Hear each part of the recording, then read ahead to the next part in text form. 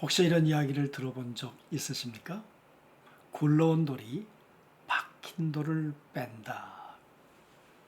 저는 군대 의가사 제대를 하고 처음 군대 교회를 나갔습니다. 1년이 되지 않아서 청년회장이 되었습니다. 그런데 얼마 있다가 군복을 입은 친구 하나가 휴가를 나왔습니다. 그리고 저한테 그렇게 얘기를 했습니다.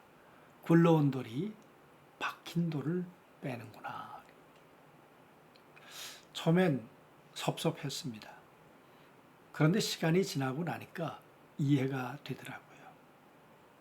이 교회 우리의 가족들이 얼마나 수고를 많이 했는데, 우리 일가 친척들, 아버지, 우리의 형님들이 얼마나 수고를 해서 이 교회를 세웠는데, 주일학교, 중고등부, 청년부를 다니면서 정말 교회를 사랑했는데, 그런데 아니 이제 1년도 되지 않은 친구가 와서 청년회장을 한다고 하니까 얼마나 좀 섭섭하기도 하고 당황하기도 했을까.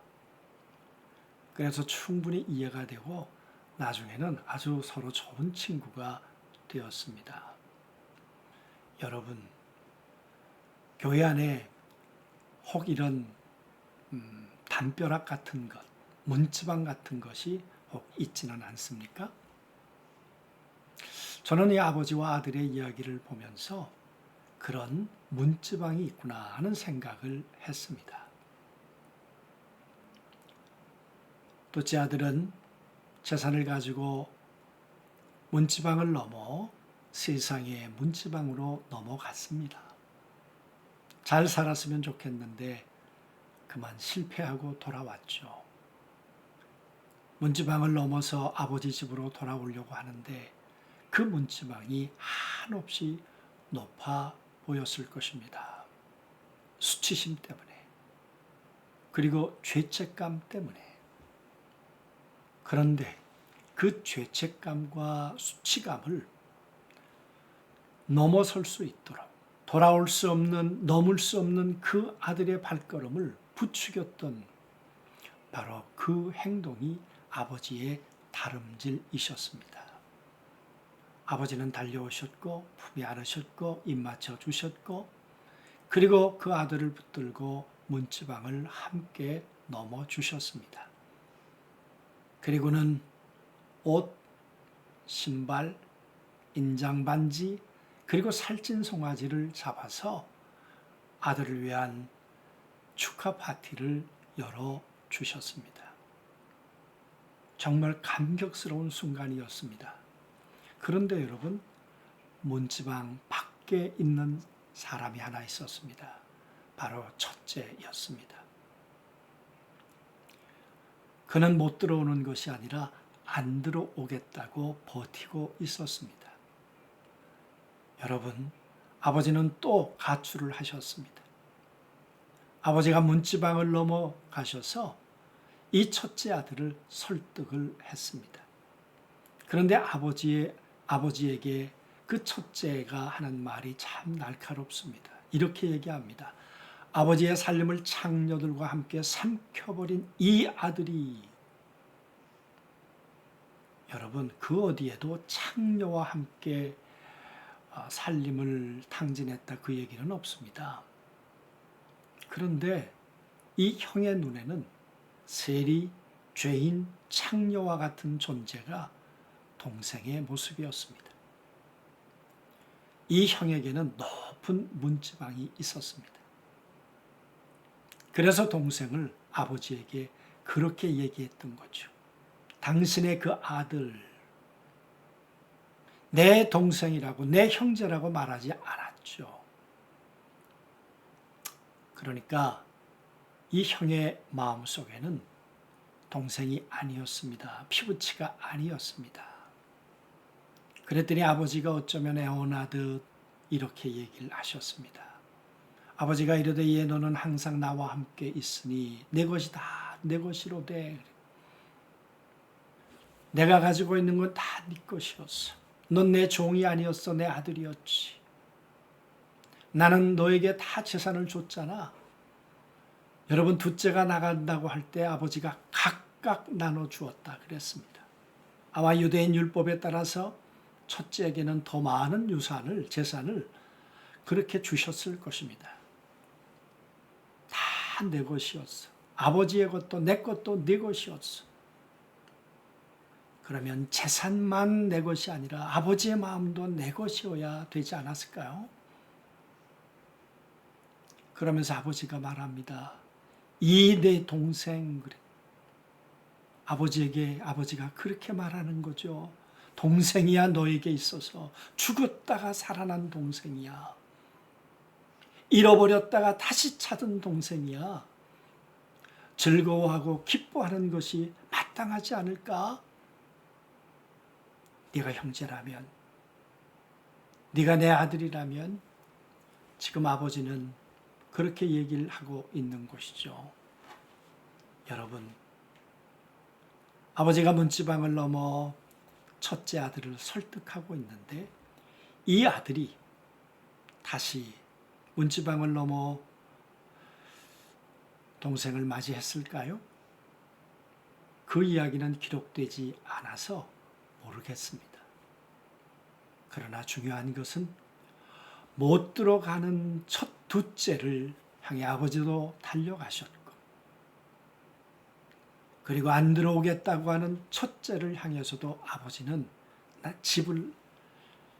문지방을 넘어가셔서 설득하셨습니다. 그리고 첫째와 둘째가 나의 아들로, 형제로 함께 살아주기를 원하셨던 거죠. 여러분, 오늘 왜 이 이야기를 누가는 했을까요? 아마 예수님이 계실 때도 이 첫째와 같은 바리새인과 서기관들이 있었을 것입니다. 그리고 둘째와 같은 죄인과 세리들이 있었습니다. 바리새인과 서기관들이 볼 땐 이 창녀와 같은 존재들, 그런 존재가 바로 세리와 죄인들이었습니다. 이들을 위해서 잔치를 벌인다는 것은 있을 수 없는 일이었습니다. 그들은 분리하는 것이 어쩌면 거룩이라고 생각을 했었겠죠. 여러분, 시간이 지나서 초대 교회 공동체가 생겨났습니다. 누가가 이 글을 쓸 때가 언제였을까? 학자들마다 견해가 다릅니다. 70년대 전후에서 80년대 사이에 이 글을 쓰지 않았을까? 물론 그 후라고도 말하는 분들이 있습니다만은, 그러나 여러분, 초대 교회 공동체 안에 유대인이었다가 예수를 믿은 사람들도 있었을 것이고, 이방인이었다가 예수를 믿는 사람들도 있었을 것입니다. 그런데 유대 그리스도인들이 생각할 땐, 우리는 하나님의 율법대로 안식일도 지키고 할례도 받고 11조도 하고 이렇게 수고하고 애썼는데, 그런데 바울이 전하는 복음은, 예수 그리스도가 전하는 복음은 누구든지 그리스도의 십자가를 믿으면 죄 사함을 받고 성령을 받고 하나님의 자녀가 된다는 거예요. 그러니까 유대 그리스도인들이 볼 땐 이게 쉽게 용납이 되지 않는 거죠. 그래서 저들이 모이는 곳에, 성찬하는 곳에 안 가고 싶었던 마음이 있었을런지 모르죠. 또 유대 그리스도인은 아니고 바리새인과 서기관들, AD 70년에 성전이 파괴되고 난 다음에 성전의 책임을 맡았던 사두개인들은 사라집니다. 그러나 하나님의 율법대로 다시 유대교를 재건하고 싶었던 바리새인들과 서기관들은 회당을 중심으로 활동을 하고 있었죠. 그들이 볼 때 예수를 믿는다는 사람들, 율법도 모르고 하나님의 말씀대로 살지도 않는 그들을 보면서 어쩌면 돌아온 둘째 아들처럼 그렇게 취급하지 않았을까. 누가는 그런 제1의 독자들을 향해서 어쩌면 이 글을 썼을런지 모릅니다. 아버지의 마음도 그럴까? 아버지의 마음도 문지방이 높았을까? 아니라는 거죠. 아버지는 문지방을 낮추고 달려가셨고 문지방을 낮추고 첫째 아들에게도 달려가셔서 설득하고 품에 안고 돌아오고 싶으셨다는 거죠. 그래서 아버지가 원하시는 건 뭐였습니까? 우리가 즐거워하고 기뻐하는 것이 마땅하다. 우리가 나와 첫째와 둘째가 모든 공동체가 즐거워하는 것이 마땅하지 않느냐, 기뻐하는 것이 마땅하지 않느냐.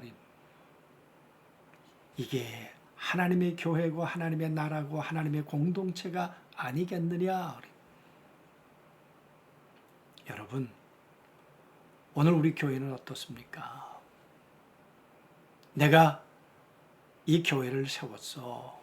내가 이 교회 건축할 때 얼마나 수고했는데 그런 것들이 첫째 아들처럼 내 의가 되어서 이제 막 신앙생활을 하려고 들어오는 교회를 위해서 아무것도 수고한 것이 없는 그들을 보면서 혹시 그런 억울함, 그런 생각이 혹시 들지는 않는가 그 말이에요. 그들을 환대하고 우리가 되어서 함께 즐거워하고 기뻐하는 것이 마땅한데 그런데 혹 그런 마음이 사라져 버린 것은 아닐까. 그래서 여러분 참 교회가 문지방이 높구나. 그런 마음을 들게 하는 일은 없을까. 제가 목회하는 중에 들은 얘기가 있습니다. 이분은 참 탁월한 분이십니다. 20대 때 영국으로 국비 장학생으로 유학을 가서 20대 때 세라믹 분야에서 박사학위를 했던 아주 대단한 분입니다. 이분이 교회를 2년 동안 나오셨다가 떠나시면서 저한테 이렇게 얘기를 하셨습니다. 교회가 벽이 참 높습니다. 저는 그게 평생 가슴이 아픕니다. 여러분, 교회는 문지방을 낮추는 것 아닙니까? 사랑이 없으면 문지방을 높이지만 사랑은 문지방을 낮추지 않습니까?